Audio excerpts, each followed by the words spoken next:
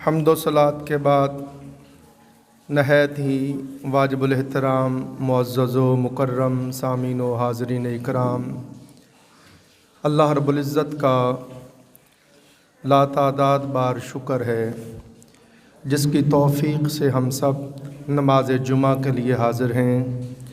اللہ پاک ہماری حاضری کو اپنی بارگاہ اقدس میں قبول فرمائے۔ اس حاضری کو اللہ پاک ہم سب کے لیے ذریعہ نجات کفارہ سیئات بنائے۔ عزیزان محترم، آج میں نے اللہ رب العزت کی توفیق سے جس موضوع کے اوپر گفتگو کرنے کے لیے استاد علامہ غلام رسول سعیدی صاحب بلا شبہ جو اس صدی کے عظیم مفسر، عظیم محدث، عظیم فقیہ ہوئے، ان کی تفسیر تبیان القرآن سے بسم اللہ نظر کے موضوع پر ہم جو نظر مانتے ہیں، منت مانتے ہیں، اس کے اوپر میں نے مطالعہ کیا اور آج اس کے اوپر میں گفتگو کرنا چاہتا ہوں۔ اللہ رب العزت نے کلام پاک میں ارشاد فرمایا، وما انفقتم من نفقۃ او نذرتم من نذر فإن اللہ یعلم۔ اللہ پاک نے فرمایا، تم جو کچھ بھی خرچ کرتے ہو اور تم جو بھی نظر مانتے ہو، بے شک اللہ پاک اس کو جانتا ہے۔ علامہ فیروز آبادی رحمۃ اللہ علیہ انہوں نے فرمایا، کسی چیز کو اپنے اوپر واجب کر لینا، کسی چیز کو اپنے اوپر خود سے واجب کر لینا، لازم کر لینا، جو اللہ تعالیٰ نے اس کے اوپر واجب نہ کی ہو، اس کو فرماتے ہیں، اس کو منت کہتے ہیں۔ علامہ راغب اصفہانی رحمۃ اللہ علیہ انہوں نے بھی فرمایا، کسی کام کے ہونے کے بنا پر آپ کا کوئی کام ہو گیا، بیمار تھے، شفا ہو گئی، اور آپ کہتے ہیں باری تعالیٰ تو نے اپنی رحمت سے مجھے شفا دی ہے، اب اس پر میں بطور تشکر یہ منت مانتا ہوں کہ میں 3 روزے رکھوں گا یا 10 رکعت نماز نفل پڑھوں گا یا اعتکاف کروں گا۔ فرماتے ہیں اس کو اپنے اوپر واجب کر لینا یہ منت ہے، اس کو نظر کہتے ہیں، منت کہتے ہیں۔ آپ سورۃ آل عمران میں پڑھیں، ہم جب قرآن پاک کو پڑھتے ہیں تو اس میں اللہ رب العزت نے منت کا ذکر کیا۔ یہ سورۃ آل عمران ہے، اس میں اللہ پاک نے بیان کیا، اذ قالت امرأۃ عمران رب انی نذرت لک ما فی بطنی محررا فتقبل منی۔ عمران کی زوجہ نے کہا، یہ حضرت عمران حضرت مریم کے والد ہیں، حضرت مریم سلام اللہ علیہا کے والد ہیں، اور حضرت عیسیٰ علیہ السلام کے یہ نانا جان ہیں۔ تو ان کی اہلیہ نے، ان کی زوجہ نے یہ منت مانی، یہ نظر مانی کہ پروردگار عالم، اے میرے رب، میرے پیٹ میں جو ہے، ان کو حمل ہو گیا، تو انہوں نے پھر یہ کہا، باری تعالیٰ میرے پیٹ میں یہ جو بچہ ہے، میں تیرے حضور یہ نظر مانتی ہوں کہ خلاق عالم جب یہ پیدا ہو جائے گا تو میں اس کو تیرے گھر کی خدمت، بیت المقدس کی خدمت کے لیے وقف کر دوں گی اور آزاد کر دوں گی، دنیا کے تمام کاموں سے یہ آزاد ہوگا، فقط اس کا کام یہ ہوگا کہ یہ تیرے گھر بیت المقدس کی ہمہ وقت خدمت کرتا رہے گا اور اس میں رہ کے عبادت کرتا رہے گا۔ یہ قرآن پاک نے اور کہا، فتقبل منی، اے میرے رب اس میری نظر کو تو قبول فرما۔ تو یہ حضرت مریم سلام اللہ علیہا، ان کی والدہ نے نظر مانی۔ اس کا ہم تھوڑا پس منظر پڑھتے ہیں۔ جیسا میں نے عرض کیا، حضرت مریم سلام اللہ علیہا، ان کی والدہ نے یہ منت مانی، ان کی والدہ کا نام حنا تھا، والد کا نام عمران تھا، اور یہ حضرت عمران حضرت سلیمان بن داؤد علیہ السلام کی اولاد میں سے تھے۔ اور کمال بات مفسرین نے بیان کی، فرماتے ہیں یہ حضرت عمران کی زوجہ اور ایک ان کی اور بہن تھی، کہتے ہیں یہ ایک بہن حضرت عمران کے عقد میں آئیں اور دوسری بہن حضرت زکریا علیہ السلام کے عقد میں آئیں۔ اور کمال یہ ہے کہ جو حضرت عمران کی زوجہ تھیں ان کے بطن سے حضرت مریم سلام اللہ علیہا پیدا ہوئیں، اور جو زکریا علیہ السلام کی زوجہ تھیں ان کے بطن سے حضرت یحییٰ علیہ السلام پیدا ہوئے۔ دیکھیں دونوں کمال ہستیاں ہوں۔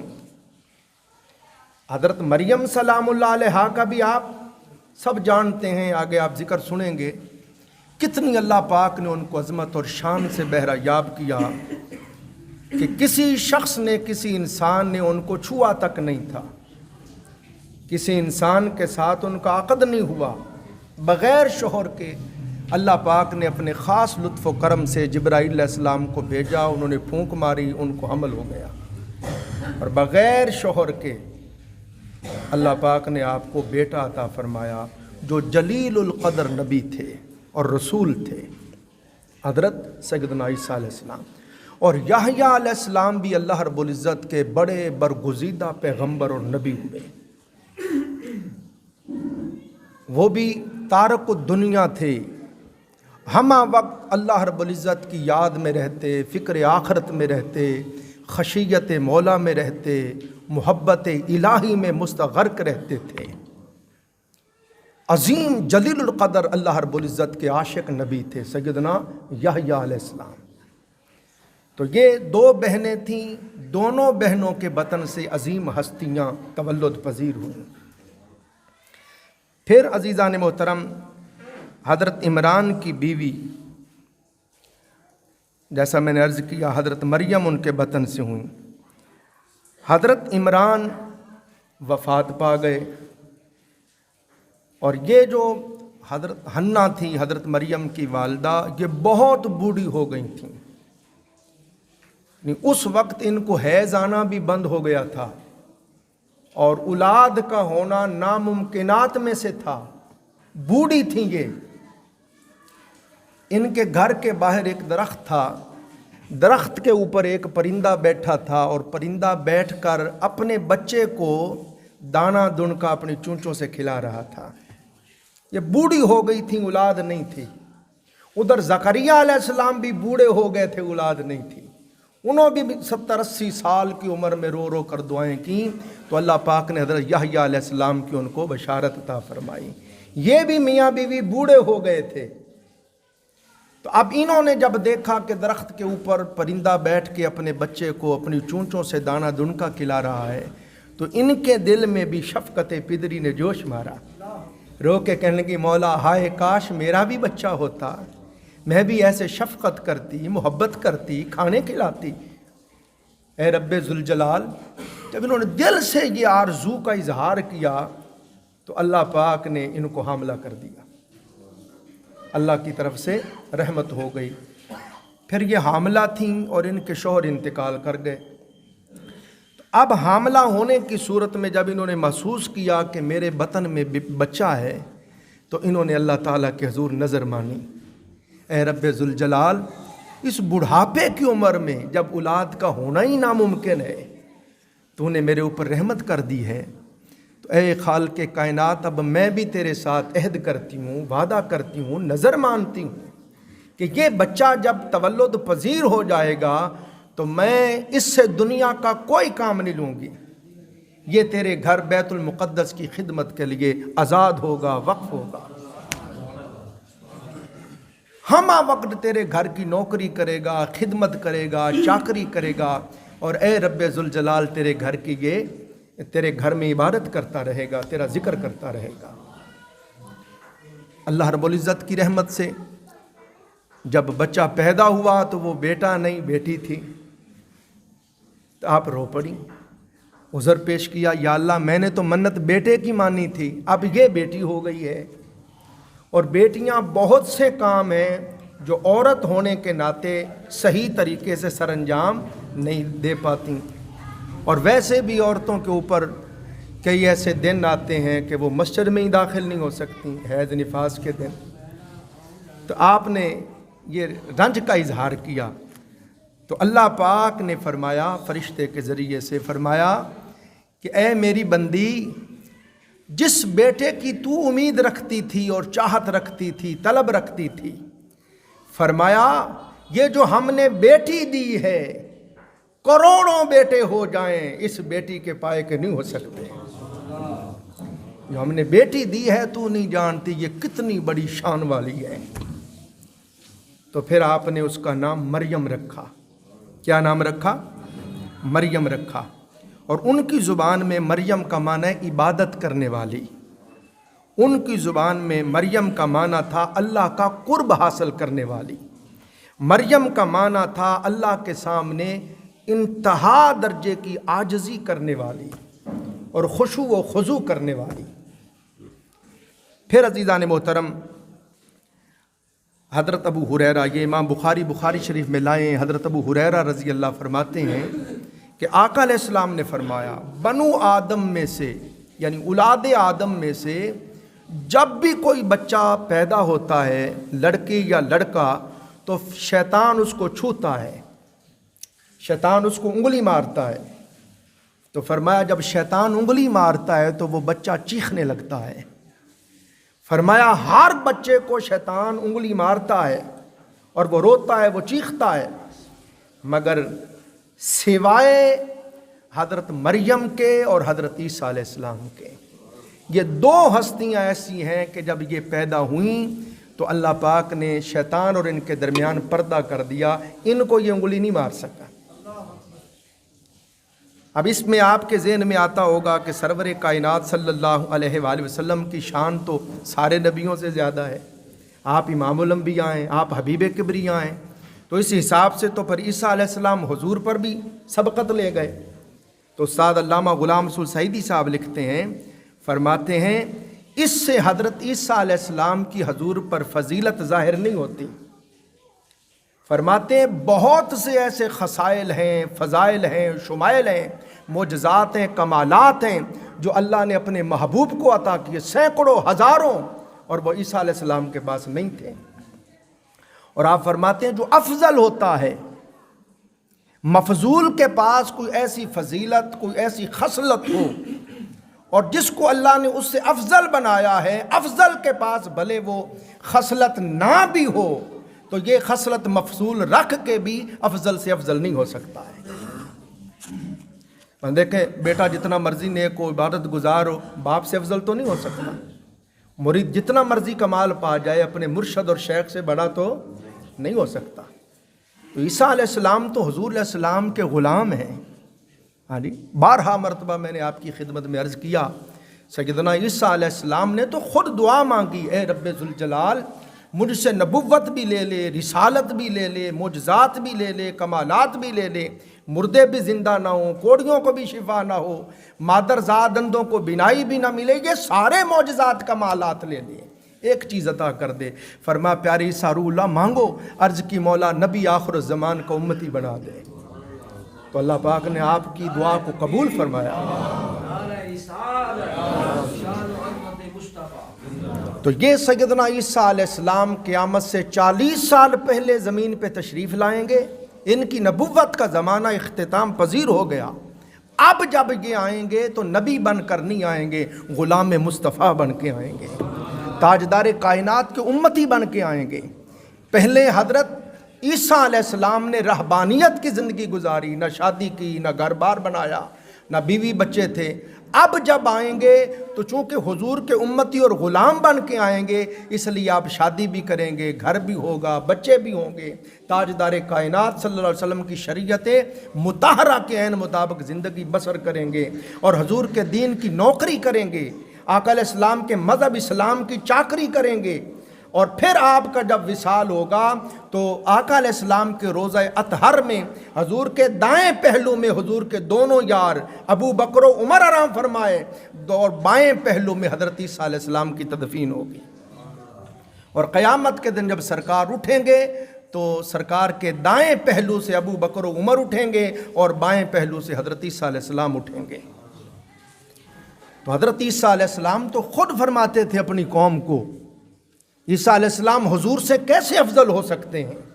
وہ تو خود اپنی قوم کے سامنے جب حضور علیہ السلام کی آمد کا ذکر کرتے اور حضور کی عظمتوں شانوں کو بیان کرتے تو ان کی امت کہتی تھی وہ آپ سے بھی بڑی شان والے ہوں گے۔ تو عیسیٰ علیہ السلام فرماتے اور مجھے تو ان کے نالین پاک کے تسمے کھولنے کی بھی اگر اجازت مل جائے تو میرے لیے اس سے بڑا کوئی شرف نہیں ہوگا۔ پھر آپ کمال بات کہتے ہیں پھر یہ علامہ بدر الدین عینی رحمۃ اللہ علیہ انہوں نے فرمایا کہ یہ صرف حضرت مریم اور عیسیٰ علیہ السلام کی خصوصیت نہیں ہے کہ شیطان نے ان کو انگلی نہیں ماری۔ فرماتے ہیں علامہ بدر الدین عینی رحمۃ اللہ علیہ فرماتے ہیں نہیں، یہ شرف ہر نبی کو ملا ہے، جتنے بھی اللہ کے پیغمبر ہوئے ہر پیغمبر کی یہ شان تھی کہ اس پیغمبر کو شیطان نے ہاتھ نہیں لگایا۔ جس طرح ہمیں احتلام ہوتا ہے کسی نبی کو کبھی احتلام نہیں ہوا، ہمیں جمائی آتی ہے، ہم اس طرح منہ کے آگے حکم ہاتھ رکھیں منہ کھولتے ہیں، جمائی آتی ہے، تو یہ دونوں چیزیں سرکار نے فرمایا شیطان کی طرف سے ہوتی ہیں۔ تو فرمایا شیطان کا وار نبیوں پہ نہیں چل سکتا، اس لیے کسی نبی کو زندگی بھر نہ کبھی احتلام ہوا نہ جمائی آئی ہے۔ اور پھر آگے سنیں، اس سے بھی کمال بات سمجھاتے ہیں، فرماتے ہیں کہ چلو حضرت عیسیٰ علیہ السلام اور مریم کو شیطان نے انگلی نہیں لگائی، بڑے شرف کی بات ہے، فضیلت کی بات ہے، عظمت کی بات ہے، اور باقی سب نبیوں کو سب ولیوں کو شیطان انگلی لگاتا رہا پیدائش کے وقت، وہ روتے چیختے، مگر اس کے باوجود اللہ نے اپنے محبوب اپنے برگزیدہ نبیوں کو رسولوں کو ولیوں کو یہ شان عطا کی ہے کہ شیطان کسی بھی نبی کو زندگی بھر بہکا نہیں سکا، گمراہ نہیں کر سکا، راہ حق سے پھسلا نہیں سکا۔ اللہ پاک نے خود فرمایا اِنَّ عِبَادِي لَيْسَ لَكَ عَلَيْهِمْ سُلْطَان، اے ابلیس ہر کسی پہ تیرا وار چل سکتا ہے، مگر فرمایا جو میرے خاص بندے ہوں گے ان پر تیرا کوئی زور نہیں چلے گا۔ اور اس سے بھی کمال بات یہ، اب دیکھیں نا جب ہم مطالعہ کرتے ہیں تو موضوع سے موضوع نکلتے جاتے ہیں، تو میں نے سوچا چہ جائے کہ بس رٹی رٹائی باتیں کریں، نئی باتیں ہم پڑھیں۔ تو حضرت عیسیٰ علیہ السلام کی بڑی شان ہے، مگر حدیث پاک میں آتا ہے ہر شخص وہ نبی ہو یا غیر نبی ہو جب اس کی ولادت ہوتی ہے تو اس کے ساتھ اللہ پاک ایک شیطان بھی پیدا کرتا ہے۔ جب بچہ پیدا ہوتا ہے تو اس کے ساتھ ایک شیطان بھی پیدا کرتا ہے جس کو ہمزاد کہتے ہیں، پڑھتے ہیں نا اعوذ باللہ من ہمزات الشیطان، اے اللہ ہمزاد شیطان سے میں تیری پناہ مانگتا ہوں۔ ہر بندے کے ساتھ وہ ہمزاد ہوتا ہے، شیطان ہوتا ہے، اور وہ پریشان کرتا ہے اور بندے کو برے مشورے دیتا ہے، ذہن میں برے خیال ڈالتا ہے، گناہ کی طرف لے جاتا ہے، گناہ کی رغبت ڈالتا ہے، نیکی سے روکتا ہے۔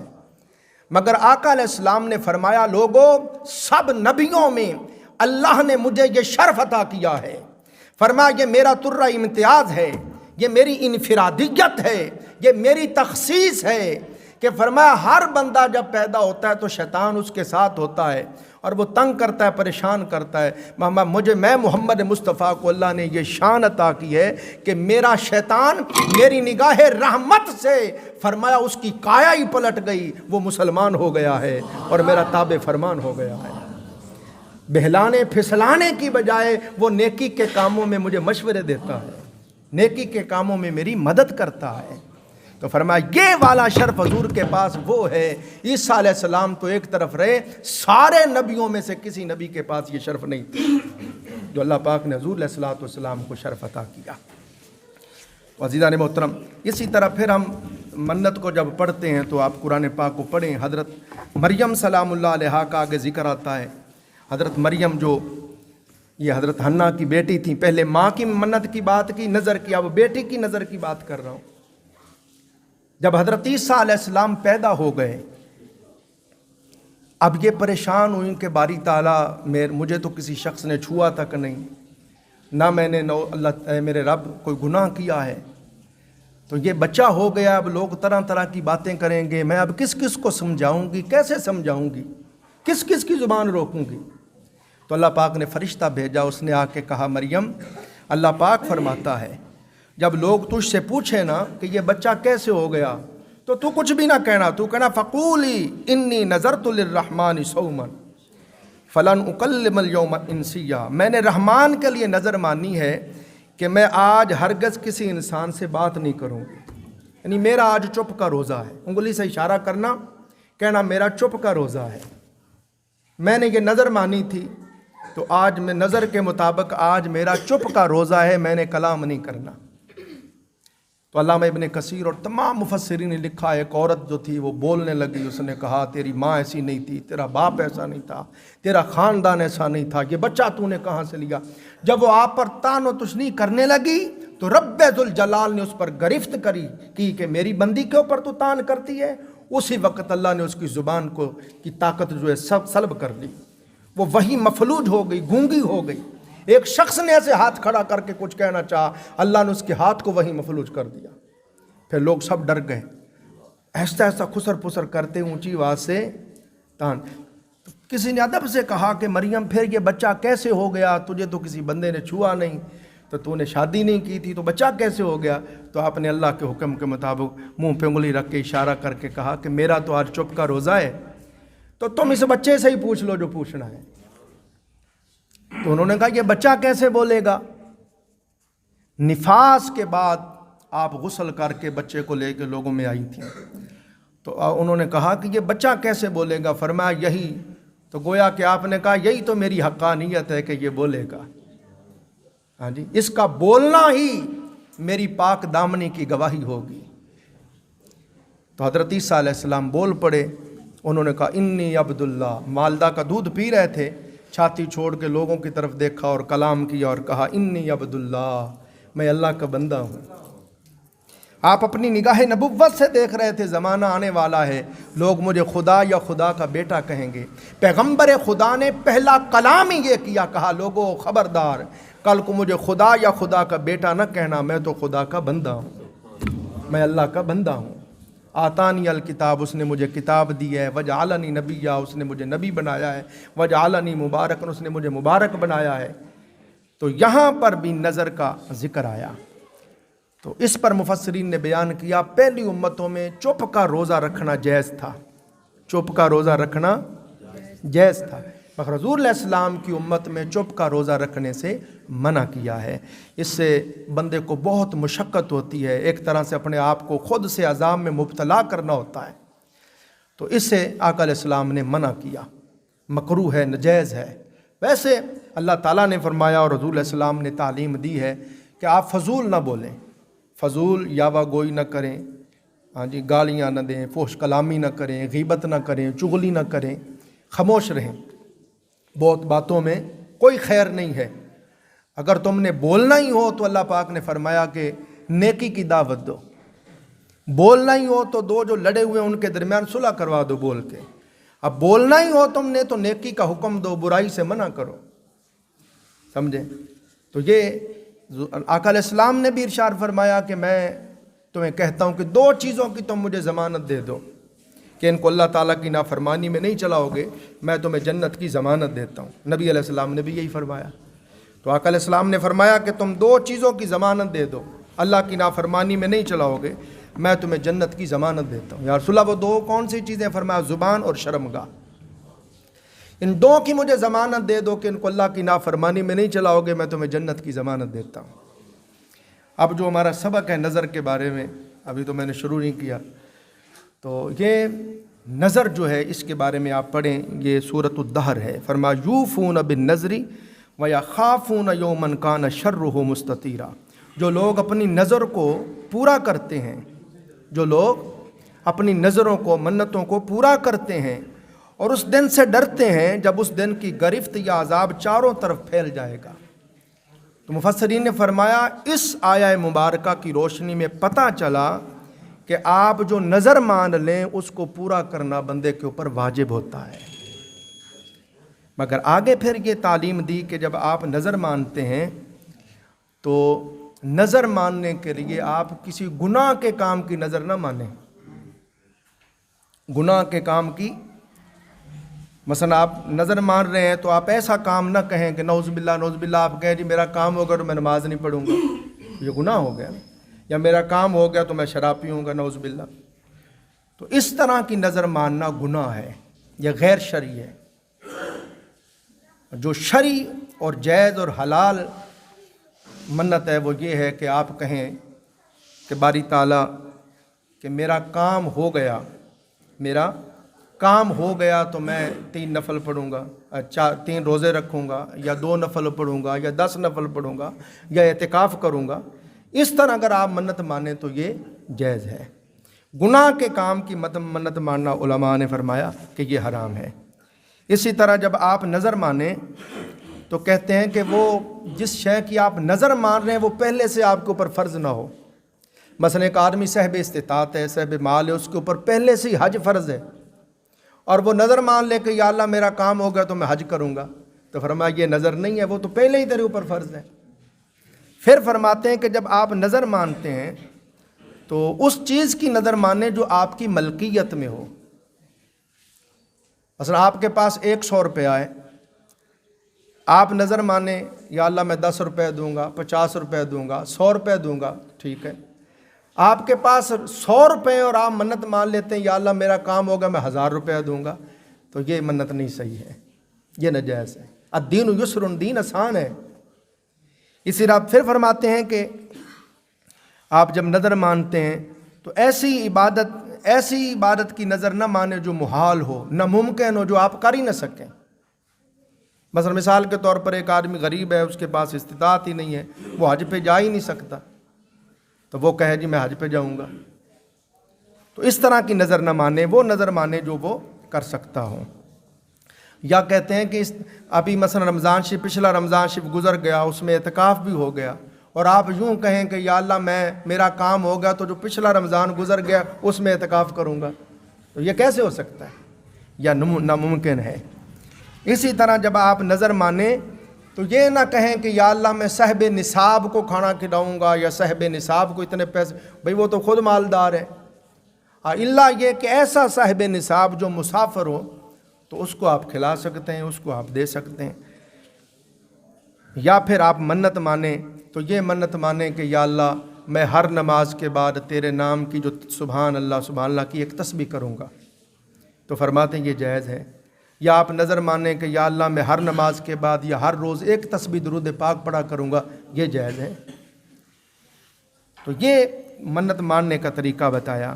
جب بھی آپ منت مانیں تو اس کے لیے سمجھاتے ہیں کہ آپ اس طرح کی نظر نہ مانیں جو مشکل ہو. مثلا آپ کہیں کہ یا اللہ میں 1000 نفل پڑھوں گا، یا آپ کہیں کہ میں مسلسل 6 مہینے کے روزے رکھوں گا، یا میں پیدل حج پہ جاؤں گا.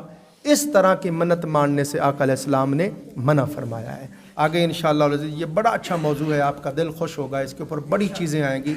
کس طرح کی نظر صحابہ کرام نے مانی تو حضور علیہ السلام نے پسند فرمایا، اور کس طرح کی نظر سے حضور علیہ السلام ناراض ہوئے اور منع فرمایا، اور فرمایا یہ کوئی نظر نہیں. اس کو ہم تفصیل سے پڑھیں گے. اور پھر اولیاء اللہ اور صالحین کے مزارات پہ جا کے جو لوگ نظر مانتے ہیں، اس کے حوالے سے انشاءاللہ ہم تفصیل سے پڑھیں گے. اللہ تعالی ہم سب کو سمجھنے اور عمل کرنے کی توفیق عطا فرمائے. وآخر دعوانا